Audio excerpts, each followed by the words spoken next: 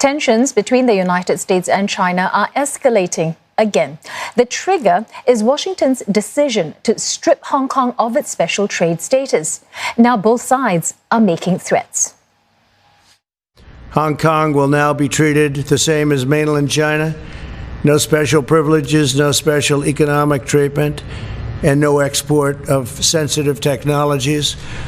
In addition to that, as you know, we're placing massive tariffs and have placed very large tariffs on China. First time that's ever happened to China. 美方阻挠实施香港国安法的图谋永远不可能得逞。为维护自身正当利益，中方将做出必要反应。 Both sides have threatened fresh sanctions over several issues: Hong Kong's national security law, Huawei, and China's claims in the South China Sea. Lynette Lim tells us more.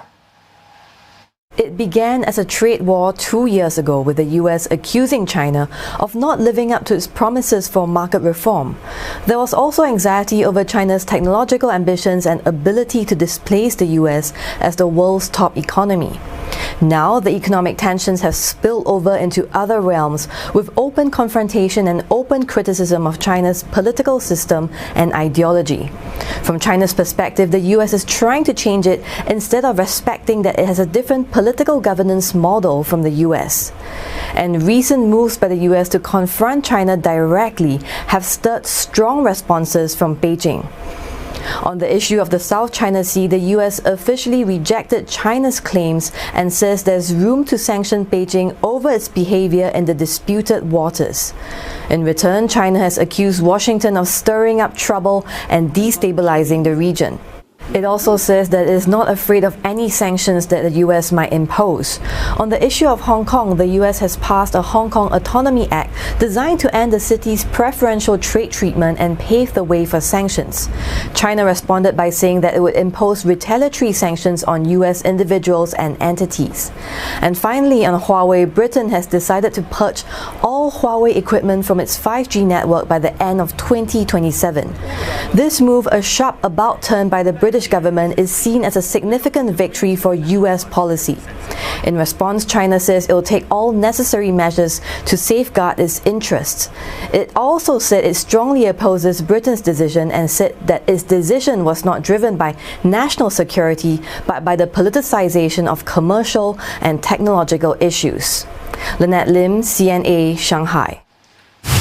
Simon Marks is in Washington. He joins us now. Simon, Beijing will not retract the national security law. So what exactly is Mr. Trump's motive here? Look, I don't think there was any expectation, certainly over the last few days, that the Americans were going to persuade the Chinese to move back on what they've done with this national security law. This is President Trump absolutely clearly redefining the nature of America's relationship with Hong Kong as a result of that national security law. You could hear in the comments that he made in the White House Rose Garden last night that he now sees Hong Kong simply as part of mainland China, an extension of the mainland, and therefore he says the city can no longer enjoy any kind of special status with the United States. It can no longer enjoy exemption from the tax regime that America has in place, the tariffs against the Chinese mainland. And he went even further, predicting that there's going to be an exodus of people from Hong Kong, particularly those working in the financial sector. He said that the United States had, as a result of this action, got rid of a competitor, and it was the United States that was going to benefit because, as he characterized the situation, this is an end to Hong Kong being able to serve as a global financial hub. Now, there's an obvious hostage to fortune in those comments, and it was notable that he didn't go as far as he could have done. They did consider undermining the way in which the Hong Kong dollar is pegged to the US dollar, and after intervention by American business chose not to go down that road. So now the Trump administration does have to wait to see exactly how big American businesses, finance houses and other companies operating in Hong Kong choose to react to all of this. But for them, this is a new day in the relationship, of course, not just with Hong Kong, but with China. Yeah, strong words and actions from Mr. Trump, Simon, and it further strains already fraying ties with Beijing. Where is this headed?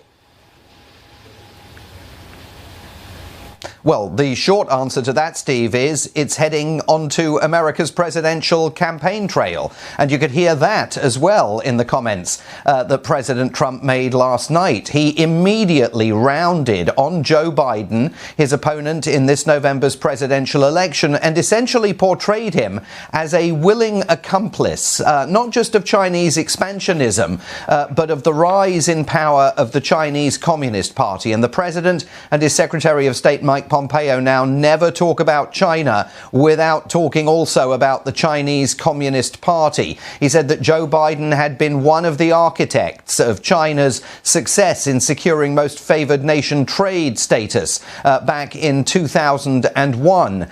He insisted that Joe Biden essentially had been hand in glove with the Chinese, not just as they made these moves against Hong Kong, but also as they brought what he now constantly refers to as the China plague, COVID-19, to American shores. So it becomes increasingly clear by the day that just as China served as a target for attack by then candidate Donald Trump in 2016, it's going to be a central focus for President Trump to attack all the way between now and November the 3rd. And of course, with him now president, said yesterday he hasn't talked recently to President Xi Jinping. He doesn't want to talk to President Xi Jinping. That only can risk the further worsening of bilateral ties, even as Donald Trump hopes that it's going to breathe some new life into his re-election desires. Yeah, thanks very much, Simon, for getting us up to speed with that. Simon Mark speaking to us from Washington, D.C.